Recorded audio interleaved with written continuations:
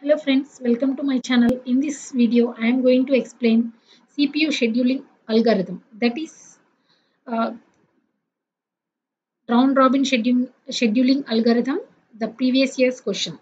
This is NTA December 2019 question. In this question, every concept, all the concept behind the CPU scheduling will be clear to you. Don't skip this video. Watch this video till the end. You will be clear all the concept behind the CPU scheduling and round robin and how to find the average waiting time, average turnaround time, right? Now let's start. What are the given? First we will write whatever the given in the question. There are given three processes are given. P1, P2, P3, right?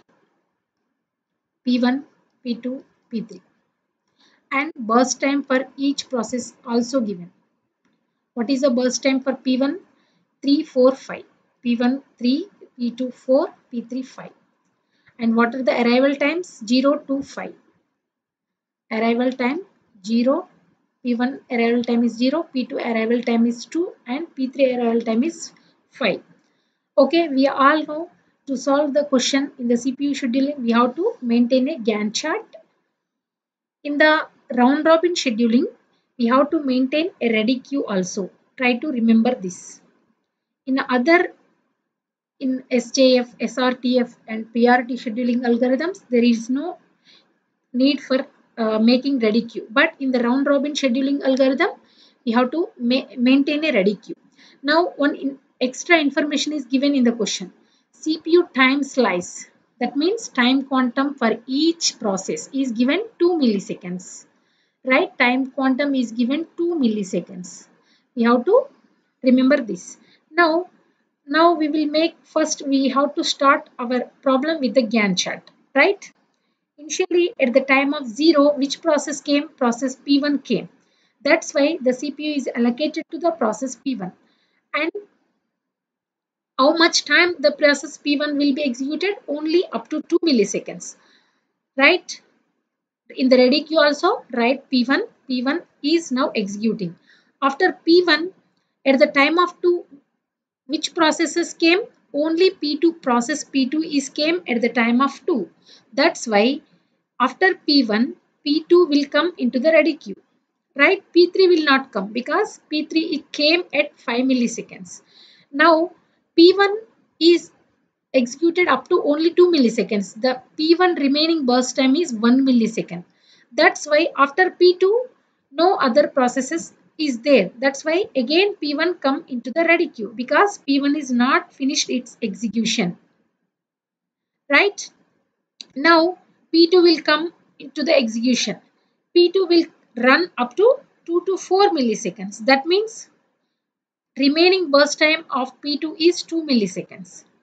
Now after now the time is what? The time is 4 milliseconds. At the time of 4 milliseconds is P3 came? No, P3 is not came.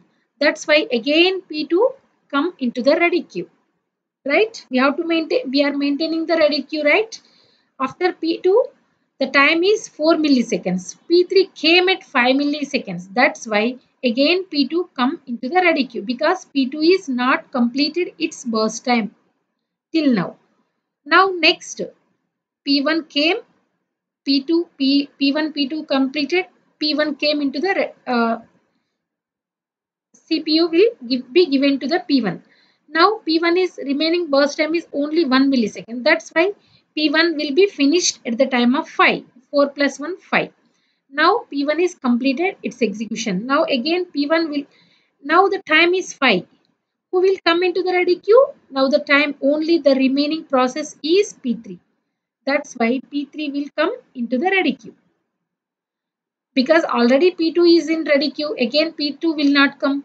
The remaining process is P3. P3 is came into the ready queue now. Now how many processes are finished? P1, P2, P1. Again P2 will come here. P2 is remaining burst time is 2 milliseconds. That's why P2 will complete its execution up to 5 to 7 milliseconds. Now P2 completed its execution. Now what is the remaining process? The remaining process is P3. Finally, the CPU is given to the process P3.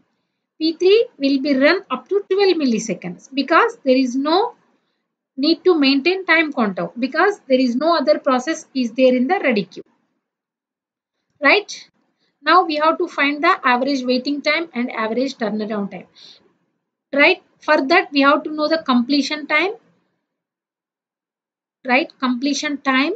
Right here everything. Completion time, turnaround time, waiting time. Okay, what is the completion time of process P1? Process P1 completed its execution, final execution at the time of 5. That's why completion time of process P1 is 5. And what is the completion time of process P2? 7. What is the completion time of process P3?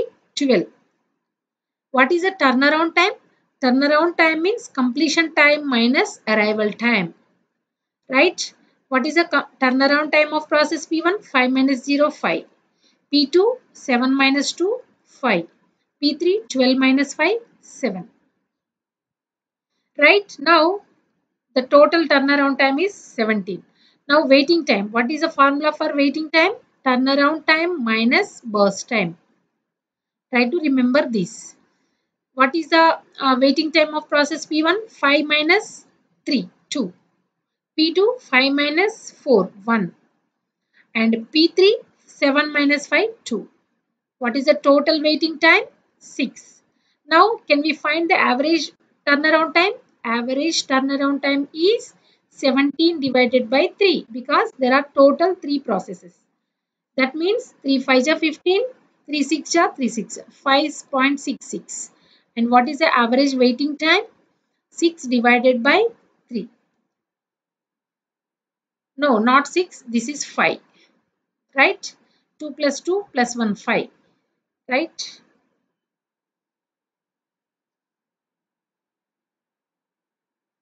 5 divided by 3. That means 5 1 ja 3, sorry, 3 1 ja 3 6 ja 3 6, 1.66. The answer for this question is average wait turnaround time is 5.66 and average waiting time is 1.66. Okay friends, thank you for watching. If you have any doubt, you can ask me, you can comment in the comment box. Thank you very much for watching.